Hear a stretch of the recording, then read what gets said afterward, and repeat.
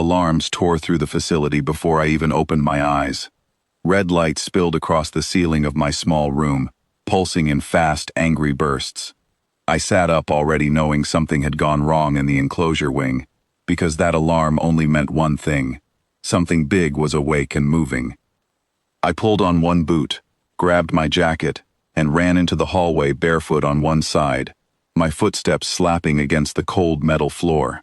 Around me, doors sealed shut one after another, locking staff safely inside their quarters.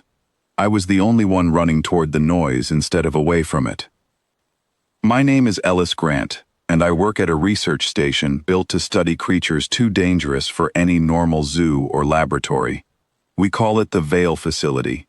Most of the people here study data from behind thick glass and steel walls. I am the only one who steps inside the enclosures. The comm unit in my ear crackled to life. "Ellis, where are you going?" It was Grace, the station coordinator, her voice tight with worry. "Bay 7 has an active breach warning. You need to stay back." "I am already close," I said, turning a corner fast. "What triggered it?" "The ash claw. It broke through the secondary lock and it is loose in the corridor outside its own bay. Security is moving in." My stomach dropped. Security moving in on the ash claw was a disaster waiting to happen. That creature was not just dangerous. It was fast, smart, and completely unpredictable around anyone who was not me. I sprinted harder, ignoring the sting of the cold floor against my bare foot. Ahead, I could already hear shouting and heavy boots pounding against metal. When I reached the junction, I saw them. 3 security officers stood in a defensive line, weapons raised, facing something massive crouched at the far end of the hallway. The ash claw was enormous, its dark armored body filling almost the entire corridor.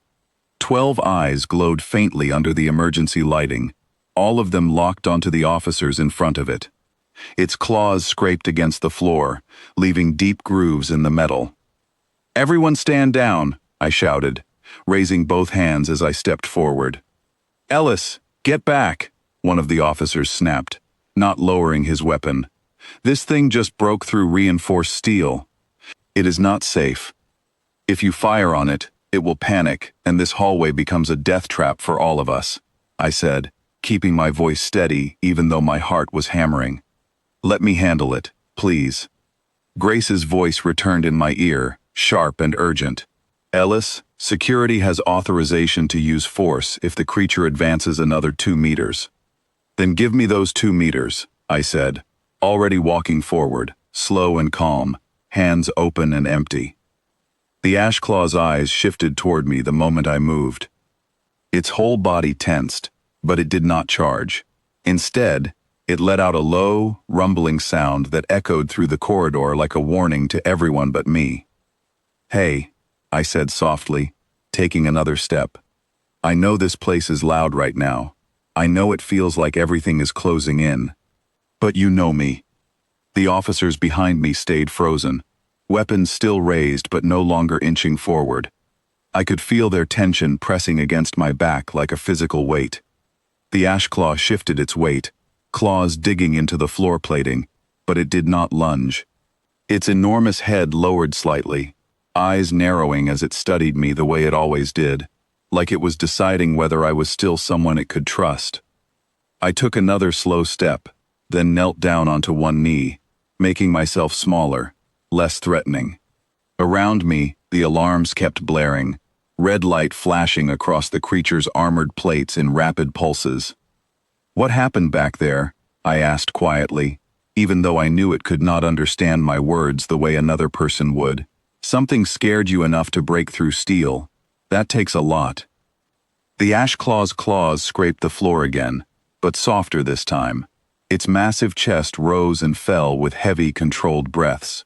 Slowly, impossibly slowly, it lowered its head until it was almost level with mine. "Ellis?" Grace whispered through the comm, barely audible. "It is calming down. Keep going."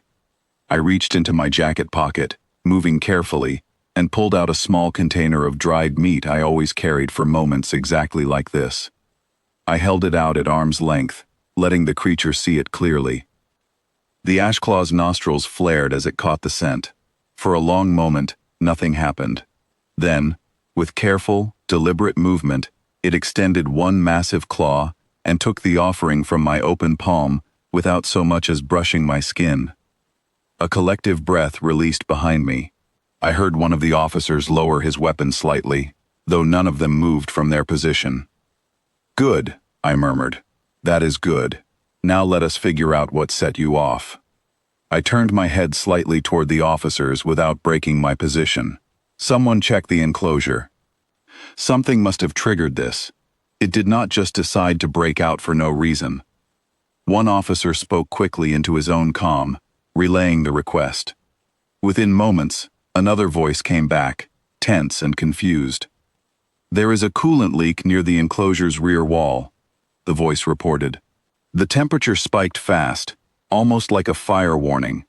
That is likely what triggered the panic response." I looked back at the ash claw, understanding dawning immediately. Its species came from deep underground colonies, where sudden heat meant only one thing: collapsing tunnels and buried disaster. No wonder it broke through solid steel. It thought its whole world was caving in again. "It is okay," I said, my voice gentle but firm. "That was not real. You are safe. Nothing is collapsing." The ash claw's eyes softened slightly, the tension in its massive frame easing bit by bit. It shifted its weight backward, claws retracting from their aggressive stance, folding closer to its body. "Grace," I said quietly, "get maintenance to that coolant leak immediately, and keep the temperature sensors quiet for a few minutes. I do not want another spike setting it off again." "Already on it," she replied. "Ellis, can you get it back into containment?" I looked at the massive creature in front of me, still watchful, still cautious, but no longer coiled to attack. This was always the hardest part. Guiding something this powerful back into a space it had just been terrified enough to break out of. "I am going to try," I said. "Everyone stay where you are. Do not raise your weapons again unless I tell you to." I stood slowly, keeping my movements smooth and unhurried. The ash claw watched me rise, its head tilting slightly, curious rather than threatened. I took a careful step toward the open bay door at the end of the corridor, glancing back to make sure it was following. It hesitated at first, claws scraping lightly against the floor, eyes flicking toward the darkened enclosure ahead. I understood the fear immediately. To it, that space now represented danger, the place where the ground had felt like it was falling apart around it. "I know," I said softly. "It does not feel safe right now, but I promise you, nothing in there is going to hurt you. The heat is gone. It is quiet now." I took another step, and then another, moving steadily toward the bay entrance.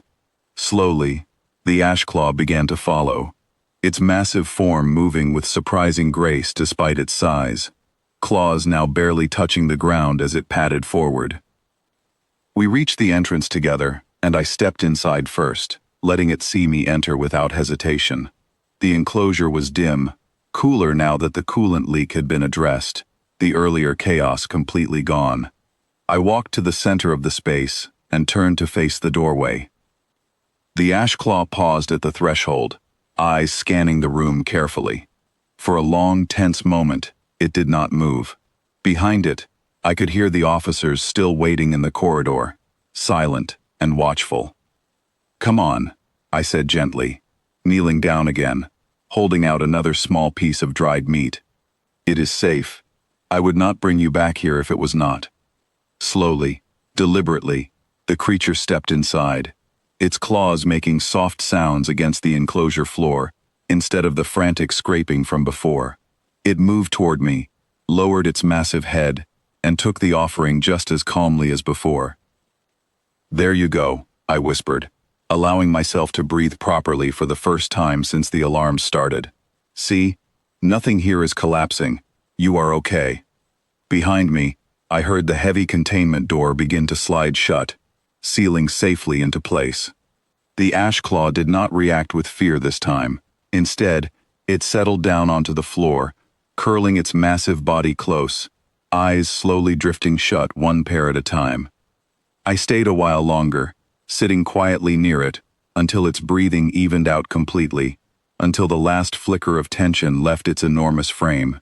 Only then did I finally stand and walk toward the smaller side door reserved for handlers.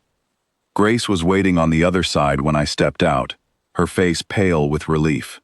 The security officers stood nearby, finally lowering their weapons completely, watching me with a mixture of disbelief and quiet respect.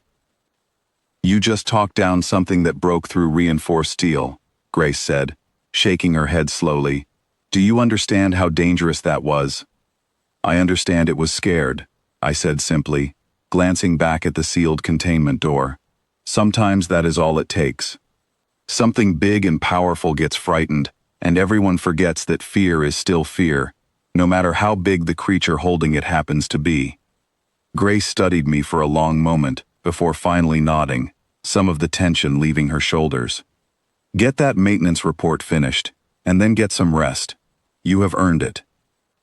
I looked back one more time at the quiet containment door, thinking about the creature resting peacefully on the other side, finally calm after a night that had started in complete panic.